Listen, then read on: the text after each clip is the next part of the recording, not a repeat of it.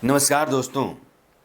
पिछले साढ़े तीन पौने 4 महीनों से दिल्ली की सरहद पर, दिल्ली के बॉर्डर पर जो किसान नेता आपको दिख रहे थे कृषि कानूनों के खिलाफ अपना धरना प्रदर्शन लेकर, वो पिछले कई दिनों से नज़र नहीं आ रहे थे, क्योंकि खबरों की दुनिया में बंगाल को लेकर के खदबदाहट ज़्यादा है।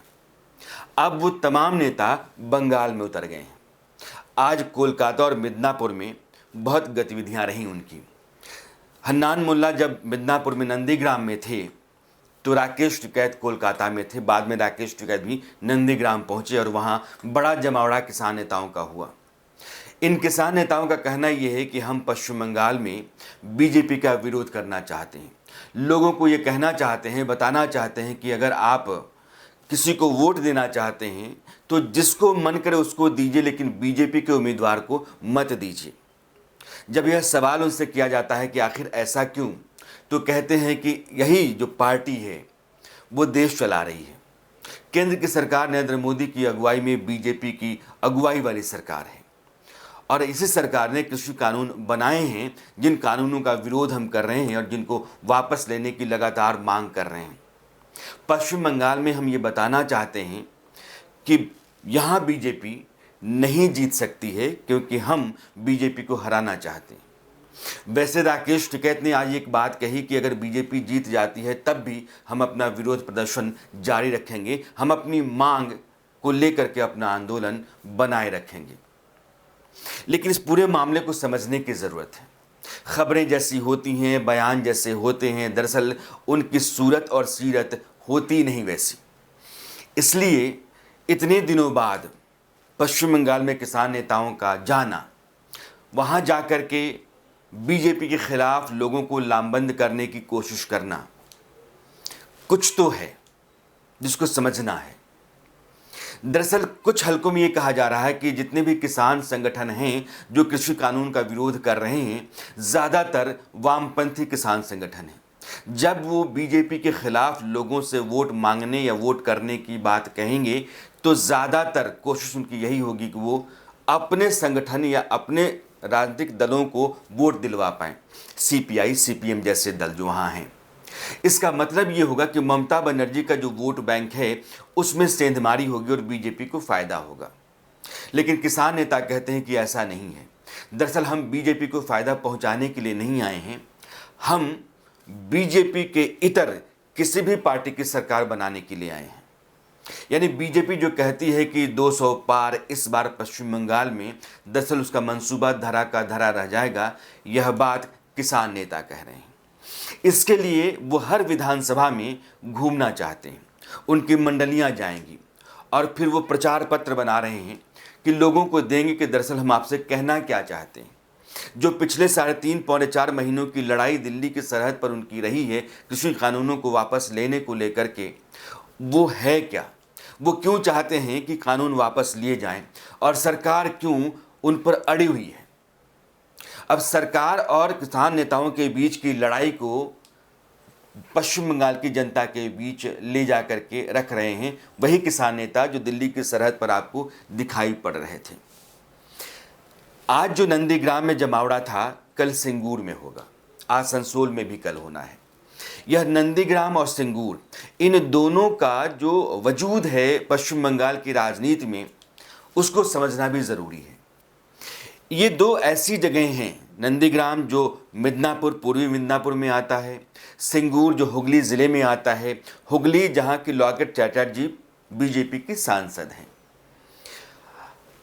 जब बुद्धदेव भट्टाचार्य की सरकार थी, यानी कि वामपंथी सरकार पश्चिम बंगाल में, तो उसको लंबे समय बाद ये लगा कि पश्चिम बंगाल जो बहुत संपन्न राज्य हुआ करता था, भारत की जीडीपी में उसका बहुत बड़ा योगदान हुआ करता था, धीरे धीरे वामपंथी संगठनों की राजनीति और अलग अलग मजदूर संगठनों, किसान संगठनों के आंदोलन के चलते वहाँ के उद्योग धंधे, कल कारखाने बंद होते चले गए।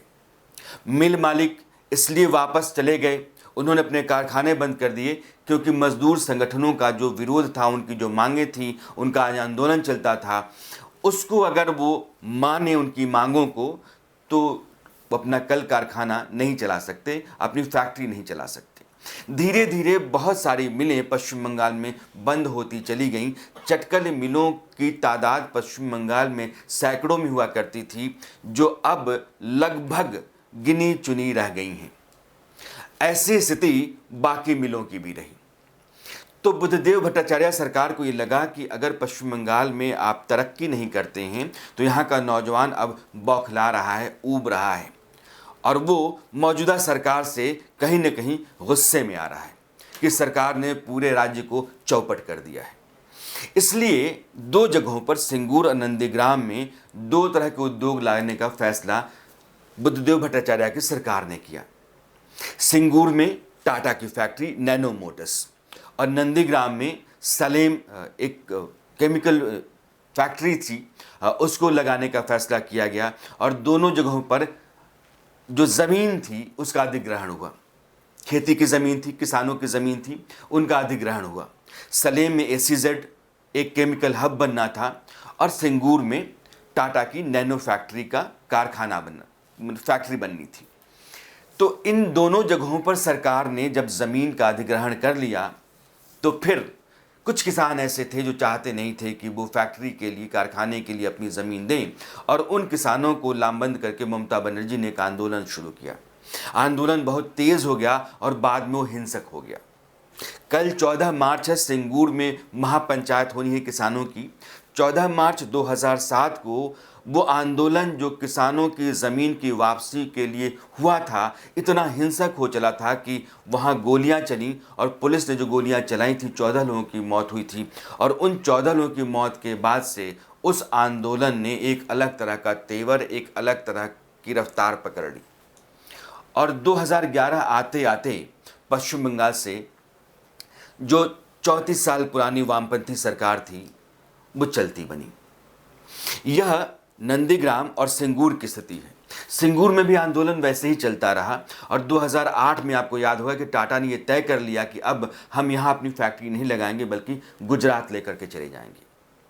और 2008 में यह फैसला टाटा ने कर लिया। 2016 में जब सुप्रीम कोर्ट ने इस पर फैसला दिया था, निर्णय सुना था अपना, तो उसने उन किसानों की ज़मीन लौटा दी थी जो अपनी ज़मीन देना नहीं चाहते थे। लेकिन आज की तारीख में अगर आप सिंगूर में जाते हैं तो किसानों को इस बात पर बहुत अफसोस है कि उनको बरगलाया गया। अगर वहाँ फैक्ट्री आई होती, कल कारखाना लगा होता, तो फिर रोज़गार लोगों को मिला होता, उनकी हालत भी अच्छी होती, क्योंकि उनको ज़मीन का मुआवजा मिलता और काम भी परिवार के एक आदमी को मिलता। लेकिन आज वो बुरे हाल में है। तो वहाँ का किसान जो सिंगूर का है वो ठगा हुआ महसूस करता है अपने आप को। नंदीग्राम के किसान भी इसी हालत में अपने आप को देखते हैं। नंदीग्राम में हालांकि जो किसान मारे गए उनके परिवार वालों को पेंशन दे करके, नंदीग्राम बार बार जा करके ये कह करके कि मैं अपना नाम भूल जाऊंगी लेकिन नंदीग्राम को नहीं भूलूंगी, ममता बनर्जी ने अपनी सियासी ज़मीन वहाँ ठीक ठाक बनाए रखी। लेकिन कहा यह जाता है कि नंदीग्राम के समूचे आंदोलन की कमान शुभेंदु अधिकारी के हाथ में थी। ममता बनर्जी नेता ज़रूर थी, लेकिन शुभेंदु अधिकारी वो सिपहसालार थे जिन्होंने नंदीग्राम और उस पूरे इलाके में ममता बनर्जी की लड़ाई को जीत में तब्दील कर दी। और यह जो मुकाबला आज की तारीख में शुभेंदु अधिकारी और ममता बनर्जी का है, वो नंदीग्राम में तय होना है कि जो दोनों कहते रहे, ममता बनर्जी और टीएमसी लगातार ये कहती रही है कि शुभेंदु अधिकारी की अपनी कोई हैसियत, उनका अपना कोई वजूद नहीं है, ममता बनर्जी के कारण ही उन्होंने इतना बड़ा कद अपना बनाया। शुभेंदु कहते हैं कि ममता बनर्जी ने जो सत्ता हासिल की और जो देश की राजनीति में उनकी हैसियत बनी, उसमें सबसे बड़ी भूमिका उनकी है, क्योंकि नंदीग्राम और उसके आसपास के इलाकों में सीटें दिलवाने का काम उन्होंने किया। इस बार की लड़ाई इन दोनों के बीच में है और उसी नंदीग्राम में है। तो किसानों की बात को लेकर के मैं चल रहा था। नंदीग्राम और सिंगूर का जिक्र मैंने किया, लेकिन बंगाल जो है वो किसान आंदोलन को लेकर के एक ऐसी ज़मीन रहा है जिसने पूरे भारत में एक आंदोलन को खड़ा किया, और वो नक्सलबाड़ी आंदोलन है। दार्जिलिंग में नक्सलबाड़ी एक गांव है, कस्बा है, जो आज की तारीख में बहुत तो बदल गया है, लेकिन 1967 में उसी नक्सलबाड़ी से चारू मजुमदार और कानू सन्नाल ने गरीब मजदूरों के हक में एक आंदोलन खड़ा किया जो खेतिहर मजदूर थे, ज़मींदारों के ख़िलाफ़। और वह जो आंदोलन था धीरे धीरे इतना बड़ा हुआ कि भारत के एक बड़े हिस्से में फैला हुआ है, उसको नक्सल आंदोलन आप कहते हैं। और आज की तारीख में कई राज्य सरकारें इस नक्सलवाड़ी आंदोलन या नक्सल आंदोलन से परेशान हैं। पिछले कई वर्षों में भारत सरकार का बहुत पैसा बहा है इस नक्सलवाड़ी आंदोलन को ख़त्म करने या फिर इससे जूझने में, फिर भी इसकी जड़ें अभी तक ख़त्म हुई नहीं हैं। तो यह जो किसानी मजदूर, जो खेतिहर मजदूर हैं, इन सब लोगों की मांग और इनके आंदोलन की एक बहुत ही मजबूत और बड़ी ज़मीन पश्चिम बंगाल रहा है। अब आज की तारीख में जो किसान वहाँ पहुँचे हुए हैं, किसान नेता, वो उसी आंदोलन के चरित्र को जो पश्चिम बंगाल का है अपनाना चाहते हैं और लोगों को अपने साथ जोड़ना चाहते हैं। वो ये बताना चाहते हैं कि दिल्ली में बैठी हुई जो केंद्र की सरकार है वो किसानों के भले की नहीं चाहती है। वो दरअसल कुछ बड़े कॉरपोरेट घरानों के हाथों की कठपुतली बनी हुई है, या फिर कुछ बड़े कॉरपोरेट घरानों का बहुत अच्छा करना चाहती है किसानों की कीमत पर। लेकिन उनको पता ये है कि जो आंदोलन उनका चल रहा है 3 कृषि कानूनों को वापस लेने की खातिर, वो आंदोलन पूरी तरह से निपट जाएगा, धराशायी हो जाएगा अगर पश्चिम बंगाल में बीजेपी की सरकार बन जाती है तो। इसलिए किसान नेता वहां बीजेपी को हराने के लिए नहीं गए हैं, बल्कि अपने आंदोलन को बचाए रखने के लिए गए हैं।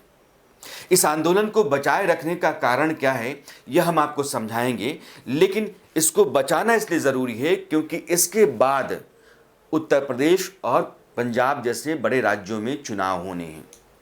पश्चिम बंगाल में बीजेपी के अलावा कोई भी दूसरा दल सत्ता में आता है तो लाजमी है कि ममता बनर्जी की टीएमसी ही होगी। अगर बहुत कम सीटें उनकी हुई और कांग्रेस लेफ्ट का गठबंधन उनको समर्थन देकर के सरकार बनाने तक की हालत में ला देता है तो यह स्थिति बन सकती है चुनावों के बाद, लेकिन बीजेपी को नहीं आना चाहिए। यह किसान नेता लगातार कोशिश कर रहे हैं पश्चिम बंगाल में और इसीलिए वो घूम रहे हैं, इसीलिए उनका प्रचार है, इसीलिए उनकी मंडलियां हैं, इसीलिए उनका प्रचार पत्र है। अब ये रोज़ाना अखबारों में छपेंगे और पश्चिम बंगाल के लोगों को किसी न किसी तरीके से इस बात के लिए वो तैयार करना चाहते हैं कि आप अपने यहाँ किसी की भी सरकार बना लीजिए लेकिन बीजेपी की नहीं बनाइए। अब बीजेपी की सरकार पश्चिम बंगाल में नहीं बनती है तो बीजेपी अपने बहुत बड़े अभियान में हारेगी, उसका मन टूटेगा और कहीं न कहीं सरकार ये सोचेगी किसानों के साथ एक समझौता कर लिया जाए, कृषि कानून जो बने हुए हैं उनको वापस ले लिया जाए। यह जो पश्चिमी उत्तर प्रदेश और पंजाब हरियाणा के किसान हैं उनका मकसद पश्चिम बंगाल में जाकर के अपने सियासी वजूद को तय करना नहीं है, बल्कि उनका इरादा है कि उत्तर प्रदेश और पंजाब में जब चुनाव हों तो उनको उसका फ़ायदा पूरा मिले, भरपूर मिले। इसलिए आपको याद होगा कि राकेश टिकैत ने दिल्ली में कहा था कि सरकार को हम 2 अक्टूबर तक का समय देते हैं, 2 अक्टूबर तक वो ये तय कर ले कि कृषि कानून वापस लेती है या नहीं, उसके बाद हम अपनी रणनीति फिर से तय करेंगे। आंदोलन यह चलता रहेगा। अब इस रणनीति को आप समझिएगा, पिछले कई दिनों से आपने आंदोलन उस तरह से नहीं देखा होगा जिस तरीके से वो शुरू के 2-2.5 महीनों में नजर आया, क्योंकि पश्चिम बंगाल के चुनाव के बाद यह आंदोलन सुस्त पड़ गया। इस आंदोलन का लोगों की नज़र में होना और मीडिया की सुर्खियों में बने रहना ज़रूरी है, क्योंकि पश्चिम बंगाल के बाद उत्तर प्रदेश और पंजाब के चुनाव आ रहे हैं।